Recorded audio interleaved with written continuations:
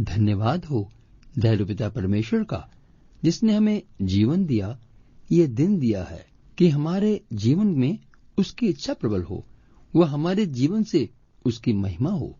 मेरे प्रिय भाइयों व बहनों, आज तक हम विश्वास विषय की श्रृंखला में दृढ़ विश्वास के मार्ग पर बढ़ रहे हैं।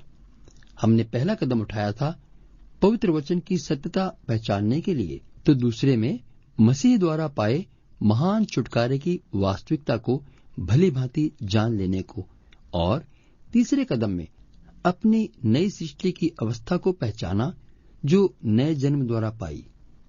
चौथे कदम में हमने धार्मिकता की चादर को भली भांति ओढ़ लिया था। यदि अभी तक आप मेरे साथ हैं तो आइए पांचवा कदम उठाएं। इस कदम पर सर्वसाधारण बात सामने आती है, लेकिन बहुतों को आश्चर्यचकित कर देने वाली भी है।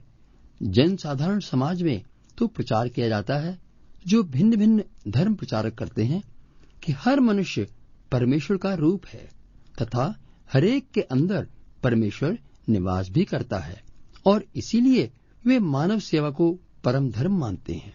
लेकिन जब हमने पश्चाताप किया, तभी पहचाना था कि हमारे भीतर अंधकार का व्यक्ति शैतान राज्य कर रहा था। उससे छुटकारा पाया, जीवन को पूर्ण समर्पण कर दिया। जब यीशु को जीवन का प्रभु माना, अर्थात वह हमारे मन के सिंहासन पर विराजमान है, तब से हम परमेश्वर के मंदिर बन गए, जो पहले शैतान का अखाड़ा बने हुए थे।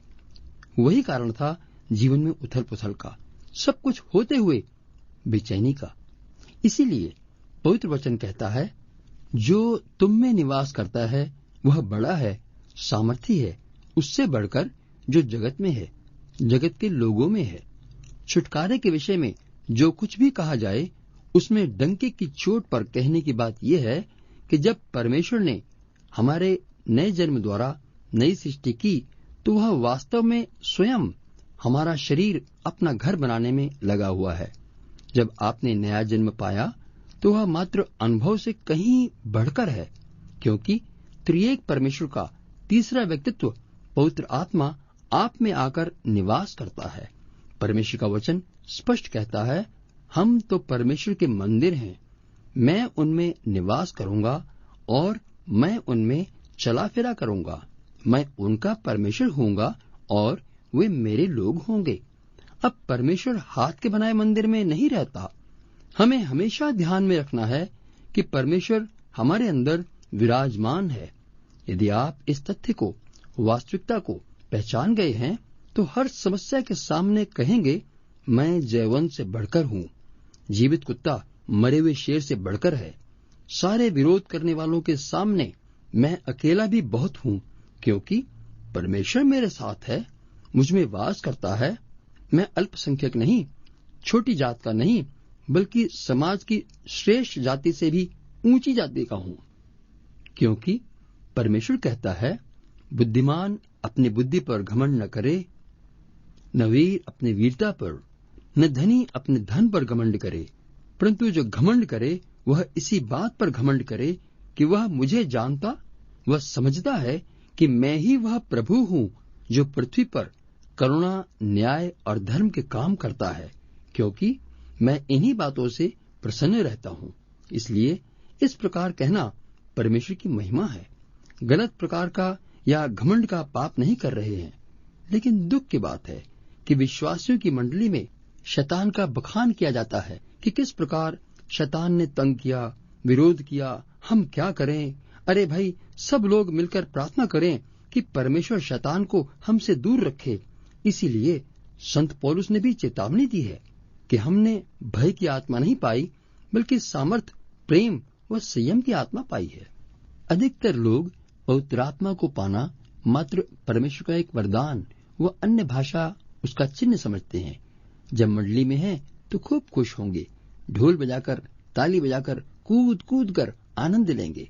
यदि किसी ने कोई खतरे की घंटी बजा दी तो बोरिया बिस्तर उठाकर भागते नजर आएंगे, क्योंकि उन्होंने वचन पर विश्वास फिर भी नहीं किया था।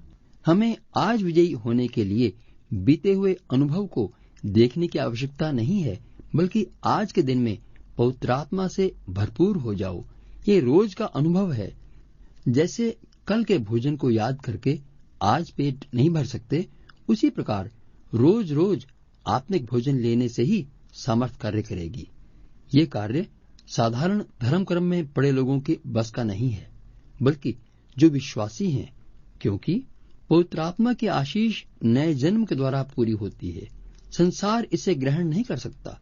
कई लोग कहते हैं, हमने अन्य भाषा का वरदान तो पाया है, पर अभी सामर्थ के लिए इंतजार कर रहे हैं। वे प्रार्थना पिता परमेश्वर से नहीं, बल्कि पवित्र आत्मा से करेंगे।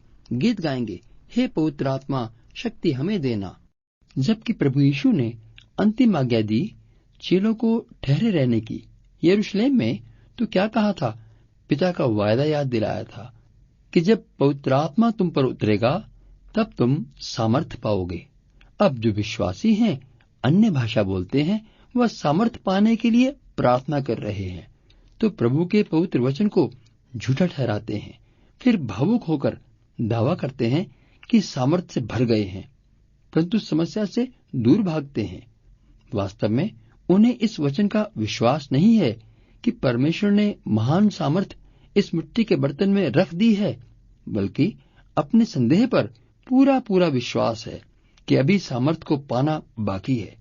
यदि हम वचन को मान लेंगे कि वह सच्चा है और वैसे ही अंगीकार भी करेंगे जो वचन कहता है, तो वह हमारे भीतर उठ खड़ा होगा। वह प्रकाशमान कर देगा हमारी बुद्धि व आत्मा तथा शरीर को। नई ताजगी व सेहत मिलेगी। जीवन के हर पल में हम अपने अंदर परमेश्वर की उपस्थिति व सामर्थ के विषय में चैतन्य रहेंगे। प्रभु यीशु ने वादा दिया है, मैं पिता से प्रार्थना करूंगा और वह तुम्हें एक सहायक देगा, अर्थात सत्य का आत्मा, ताकि वह सदा तुम्हारे साथ रहे। कभी मत सोचिए कि पवित्र आत्मा ने आपको छोड़ दिया। परमेश्वर की योजना हमारी आत्मा के मंदिर में निवास करने की है, लेकिन आपकी इच्छा पर निर्भर है कि वह प्रसन्न हो या शोकित हो। वचन कहता है, हम विश्वासी होने के कारण धर्मी हैं, ज्योति है, मसीह की देह है। हम सिर से चले हुक्म पर चलने वाली देह है। सिर प्रभु यीशु है, अर्थात हमारे जीवन का प्रभु, इसे चलने की आज्ञा देने का अधिकारी, क्योंकि हमने उसे अपना प्रभु स्वीकार किया है। एक व्यक्ति को पति स्वीकार करके पत्नी अलग मार्ग नहीं अपना सकती है। हम व्यक्तिगत व मंडली रूप में दोनों हालतों में परमेश्वर का मंदिर हैं, मसीह की देह हैं। वह मसीह की धार्मिकता के फल हैं। और लोग सोचते हैं कि मंडली में जाएं, चंदा दें, गरीबों की सेवा करें। अवश्य करें, लेकिन यहाँ पर बात दूसरी है। जो मसीह ने किया वे फल, वे काम हमारे जीवन में हो। परमेश्वर का राज्य फैलाने के लिए खुशखबरी सुनाएं, दुष्टात्माओं को निकालें, बीमारों को चंगाई व सामर्थ के आश्चर्यकर्म की गवाही जीवन से हो, डरपोक व झूठ आदि की नहीं। मित्रों, मुझे विश्वास है इस 5वें कदम को आपने सही तरह अपने दिल में संजो लिया होगा। प्रभु की आमद में देरी है, तो अगले सप्ताह इसी विषय पर आगे बढ़ेंगे। परमेश्वर आपकी सहायता करे। आमीन।